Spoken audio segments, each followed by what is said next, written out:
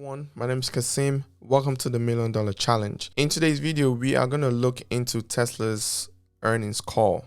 Now, this is not going to be like the regular ones that I normally do. Normally, I do a reaction to every single part of the call. That is still coming up. Stay tuned for that.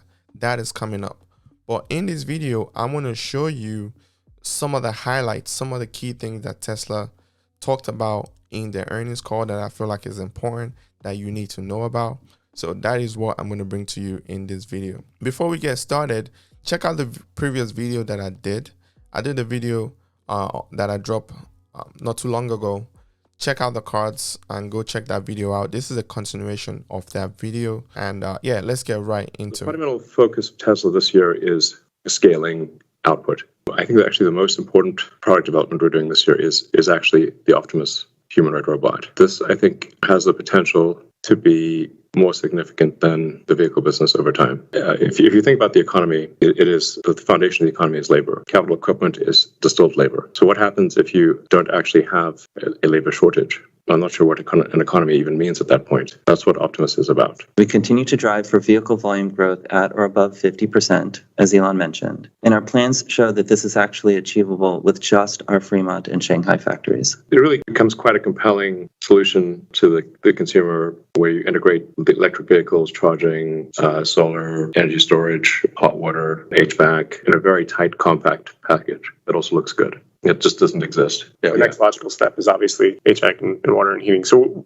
we will do that. But our internal goal here by the end of the year is to be in enough locations that 80% of our customers within the US could choose to sign up for Tesla insurance if they wanted to. 2022 is the year we will be looking at factory locations to see what makes the most sense, possibly with some announcement by the end of this year. Basically, everything pales in comparison to the value of a robotaxi or full self-driving. I would be shocked if we do not achieve full self-driving safer than a human this year. I would be shocked.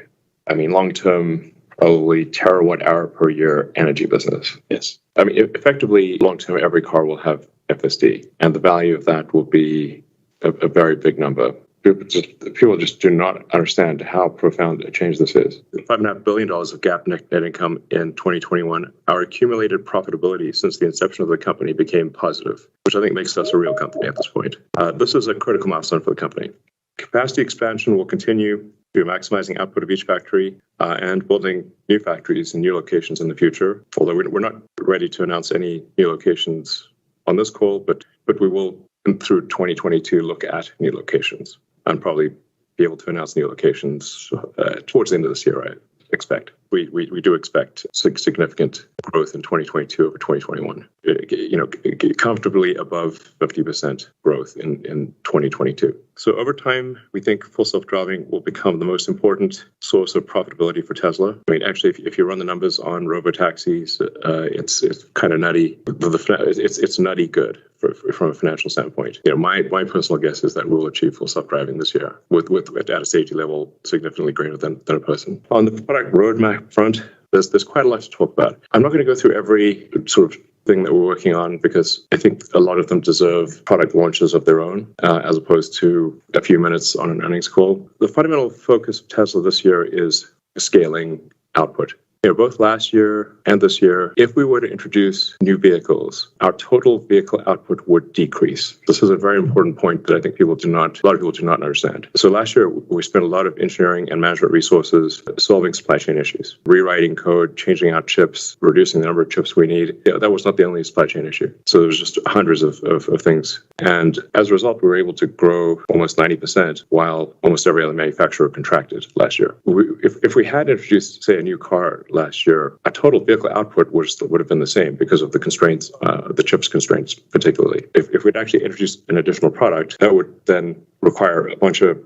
attention and resources on that increased complexity of the additional product, resulting in fewer vehicles actually being delivered. And the same is true of this year. So we will not be introducing new vehicle models this year. It would not make any sense. I think that actually the most important product development we're doing this year is actually the Optimus humanoid robot. This, I think, has the potential to be more significant than the vehicle business over time. If you think about the economy, it is the foundation of the economy is labor. Capital equipment is distilled labor. So what happens if you don't actually have a labor shortage? I'm not sure what an economy even means at that point. That's what Optimus is about. In addition to using cash to grow the business as quickly as we can, we have been retiring legacy and high interest debt. As we look forward, we expect 2022 to be another significant and exciting year for the company. We continue to drive for vehicle volume growth at or above 50%, as Elon mentioned. And our plans show that this is actually achievable with just our Fremont and Shanghai factories. For quite some time now, these factories have been running below capacity due to macro challenges with supply and logistics.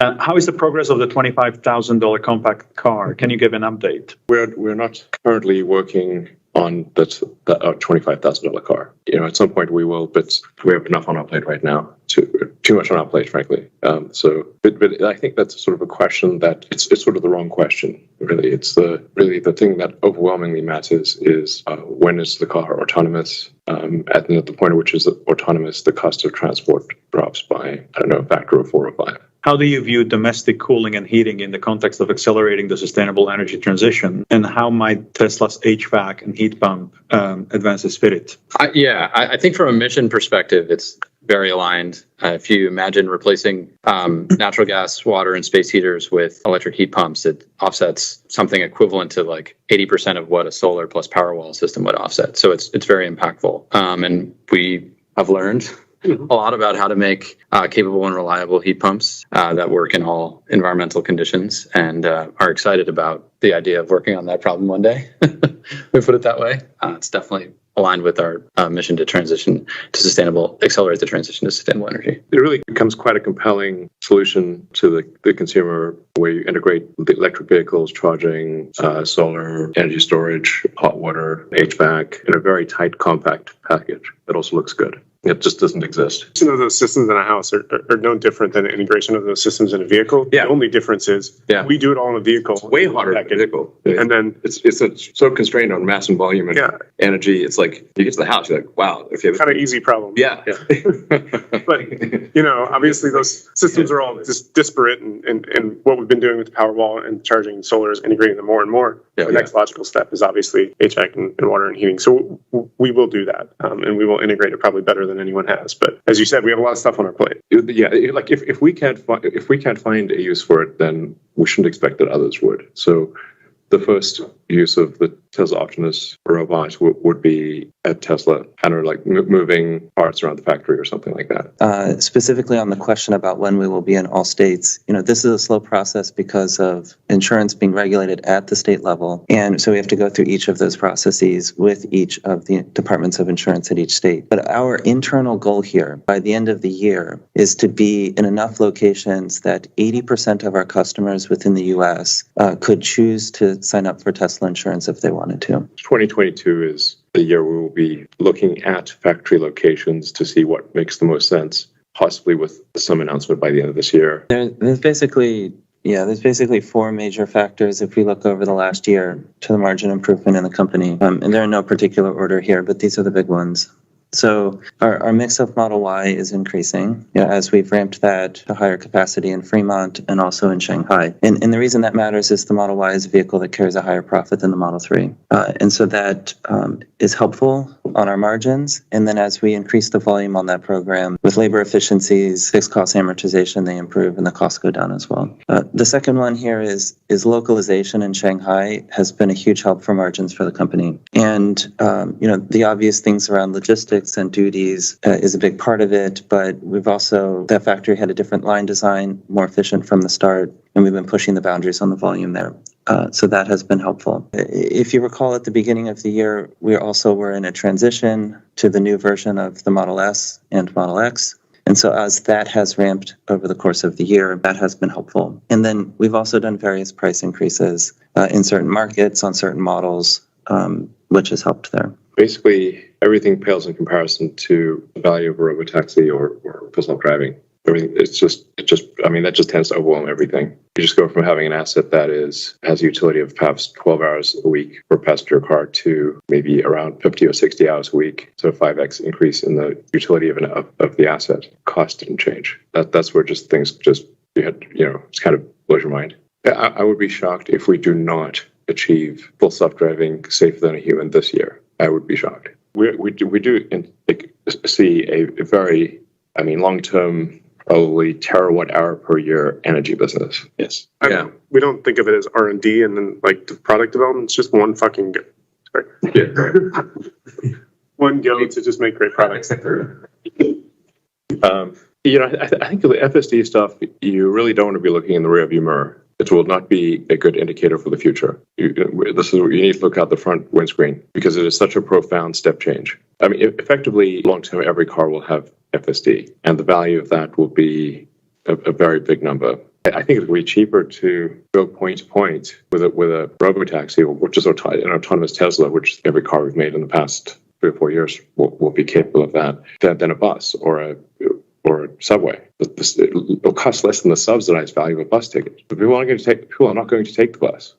If it costs you, I don't know, for argument's sake, $2 to travel 10 miles point to point, nobody's taking the bus, especially in cold weather or it's dark or maybe a little bit dangerous or hell of that. People just do not understand how profound a change this is. It's like the most profound software upgrade maybe in history. Millions of cars suddenly have 4 or 5 times the utility than they used to have overnight. I don't actually know how to quantify that financially, except that it's some big number. On the 4680 as a form factor, yes, we've engaged with a number of our partners, our suppliers, the form factor, and they're all working on it. And they look at it the way we look at it, as a way to drive fundamental cost efficiencies in production, and also ultimately the design of the cell itself to drive the cost down of the cell. So that's what's engaged. We're engaged because we think it's a good form factor. They're engaged because they think it's a good form factor, and we want people to make it for sure. Mm-hmm. I think we saw just a lot of companies overorder chips and then buffer the chips, and so we should see. And we are seeing alleviation in almost every area, but the output of the vehicle goes with the least lucky, whatever the most problematic item in the entire car is. And there's like 10,000 unique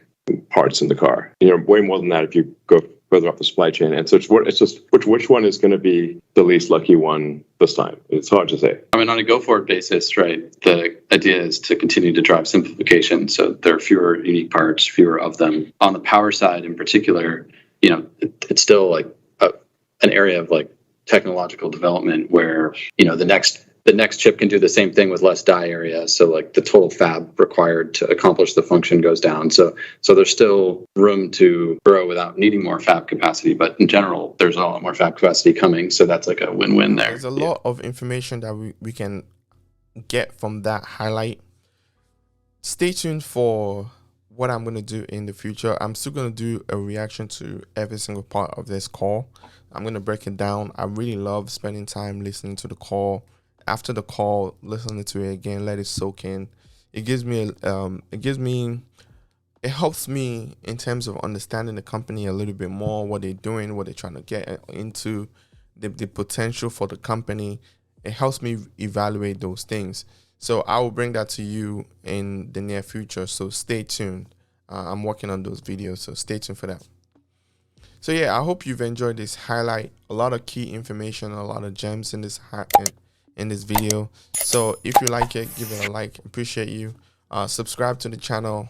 We're going places in this channel for sure. So subscribe.